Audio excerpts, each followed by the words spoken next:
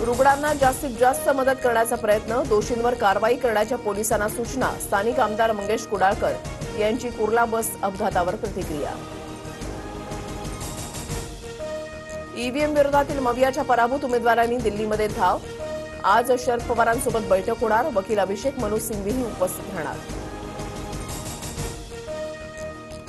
विधानसभेतील पराभवानंतर मवियाचे उमेदवार सुप्रीम कोर्टात जाणार. सर्व पराभूत याचिका दाखल करणार. ईव्हीएम मशीनमध्ये छेडछाड झाल्याचा आरोप. फेर निवडणूक लावण्यासाठी उत्तम जानकर आज निवडणूक आयोगाची भेट घेणार. बॅलेट पेपरवर निवडणूक घेण्याची जानकरांची मागणी. आमदारकीचा राजीनामा देण्याचीही तयारी.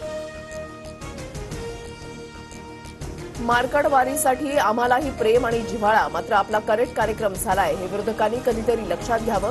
दारुण झालेला पराभव मान्य करावा, अजितदादांनी सुनावलं.